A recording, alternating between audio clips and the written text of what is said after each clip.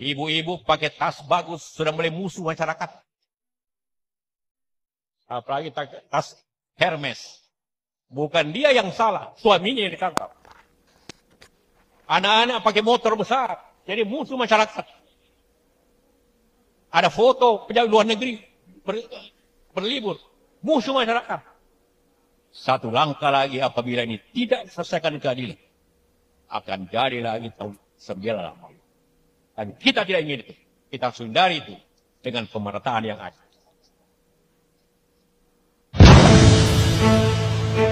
Ibu-ibu pakai tas bagus sudah mulai musuh. Maaf ya Pak, saya lumpang setik sebentar. Mau ibu-ibu mau pakai tas Hermes, mau kehidupan mewah, anak-anak mau pakai motor yang mewah, mau motor besar, itu nggak ada masalah loh Pak. Asal dari hasil kerja keras. Masyarakat pun tahu uang dari mana. Kalau uang dari korupsi, ya tentu loh Pak. Kita kan tahu kerjanya apa, hasilnya berapa, dari mana itu duitnya.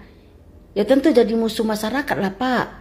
Bapak jangan bilang tahun 98 ya. 98 tidak akan pernah terjadi lagi ya Pak. Karena kita sekarang sudah tidak bodoh lagi. Sudah tidak bisa dibodoh-bodohi lagi ya Pak ya. Tahun 98 tidak mungkin terjadi lagi. Kalau di tangan Pak Jokowi saya yakin. Saya mama-mama aja pun tahu. Kita tidak bodoh lagi. Ingat tuh Pak. Ibu-ibu pakai tas bagus sudah mulai musuh. Assalamualaikum warahmatullahi wabarakatuh. Maaf aku skip videonya. Ya, makanya Allah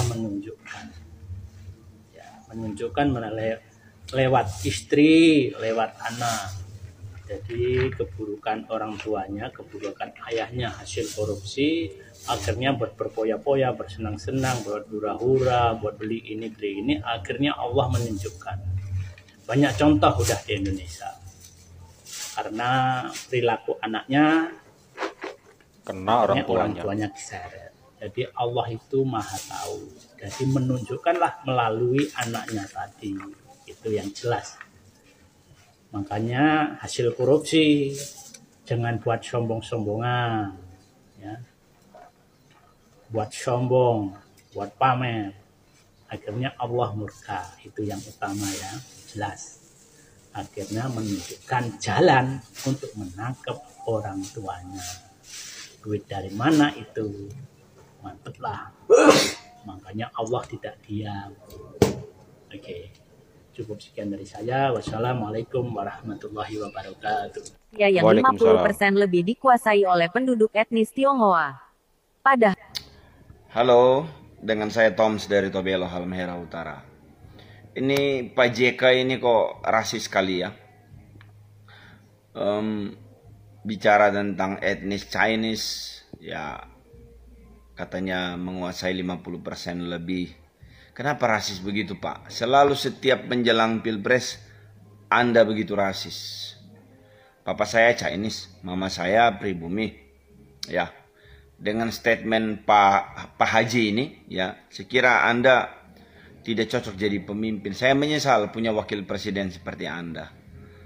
Anda tidak bijak, semakin tua harusnya makin bijak. Tapi saya curiga untuk melindungi gurita bisnis Anda, ya, orang tua. Anda bikin statement begitu supaya gaduh, supaya muncul sentimen agama dan akhirnya Anda memenangkan pilpres dengan boneka, presiden boneka Anda. Saya kira Pak Kala sudah inilah main bisnis yang baik saja dan jangan tebar hoax, memprovokasi orang di mana-mana. Sudah cukup, ingat usia Pak. Ya, mohon maaf saya harus bicara tegas dalam hal ini. Ya, gurita bisnis Bapak saya kira sudah cukup. Tidak tahu dengan pajaknya bagaimana atau Bapak kurang puas dengan harta kekayaan Bapak lagi. Kasihan Pak, ada banyak orang yang ingin hidup damai, aman, tapi Bapak bikin gaduh. Tidak wise, udah tua, udah jadi tokoh, pernah jadi wapres 2 kali, tapi statement Bapak sangat rasis. Bapak harus mempertanggungjawabkannya. Ya. Salam dari Tobelo. Mantan Wakil Presiden Pak Yusuf Kala atau JK mengungkapkan adanya dominasi dari etnis Tionghoa terhadap perekonomian nasional kita. Saya mungkin mengerti maksud dari Pak JK ini, bahwa beliau ingin menggugat adanya ketimpangan dalam perekonomian kita ketika ada segelintir orang menguasai perekonomian Indonesia. Tapi saya sarankan pada Pak JK agar tidak perlu membawa-bawa nama ras atau etnis ketika ingin menggugat hal tersebut. Karena ketimpangan ini terjadi akibat dari stem cell atau sistem kapitalisme yang berlaku di negeri ini. Sehingga kemudian ketika ada penguasaan segelintir orang dari etnis apapun terhadap perekonomian kita, maka itu akibat dari sistem. Ini bukan persoalan ras atau etnis, Pak. Dan Pak JK harus sadar bahwa Anda sendiri seorang kapitalis. Yusuf Kala, presiden harusnya seperti Megawati dan juga SBY. Yusuf Kala itu siapa toh, Jeng? Kok mengharuskan Pak Jokowi mengikuti Pak SBY dan Bu Mega? Senioritas ya, inlander amat mentalnya. Kamu nggak tahu ya? Survei kepuasan masyarakat terhadap kinerja Pak Jokowi itu 67% lebih, hampir 70%. Sedangkan Pak SBY dan Bu Mega sebelumnya mengadakan survei seperti itu. Nggak peduli lah, bodoh amat. Masyarakat mau puas mau nggak urusan. Iya lah. Seumur hidup baru kali ini, Jeng, aku ngerasa sebagai rakyat jelata punya presiden. Jadi kalau seumur hidup baru kali ini ada presiden mau lengser cawe-cawe, ya sebagai rakyat jelata harus. Nangis aku kalau apa yang sudah Pak Jokowi lakukan nantinya jadi mandek, mundur, kocar kacir, wah nggak bisa bayangke kayak Jakarta. Enggak. Pak Jokowi memang harus, sekarang itu sudah saatnya penguasa itu karir. Ora mergo apa ya? Inlander senior duwe bergening kuat, duwite akeh mak bedunduk nyapres ngono serak model, Jeng. Kowe nek koyo ngono terus kasihan AHY.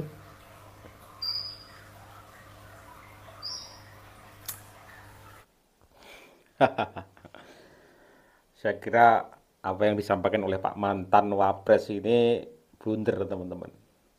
Blunder tentang perekonomian Indonesia dikuasai oleh etnis Tionghoa. Blunder. Nanti kalau para etnis Tionghoa marah, jadi nggak coblos pilihannya seperti apa. Bingung juga kan? Ya, mengenai ibu-ibu sekarang tuh anak-anaknya kalau pakai motor gede, tas bermerek, jadi masalah segala macam. Yang dipermasalahkan itu ASN, Pak mantan, ASN, di mana mereka itu digaji oleh uang rakyat. Mereka menunjukkan kemewahan mereka di masyarakat yang masyarakat kelas menengah ke bawah itu seperti apa. Padahal mereka dibiayai oleh rakyat. Kalau pebisnis silakan, pakai tas bermerek, mobil mewah, moge silahkan. Mereka bekerja dengan usaha mereka, dengan bisnis mereka. Tapi kalau ASN, pegawai pemerintahan, yang dimana digaji dengan uang rakyat, mereka bergaya-gaya ya jelas tentu di media sosial apalagi. Ya.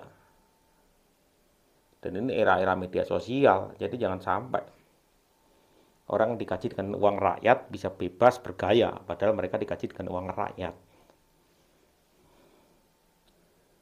Ya, tentang masalah ini, etnis Tionghoa, ya kita memang nggak bisa pungkiri.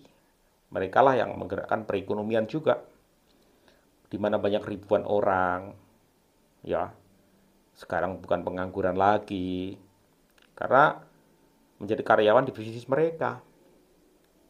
Nggak bolehlah kita berkata seperti itu. Kalau kita bersaing, ya bersaing secara wajar dan juga secara jujur, secara fair. Ya,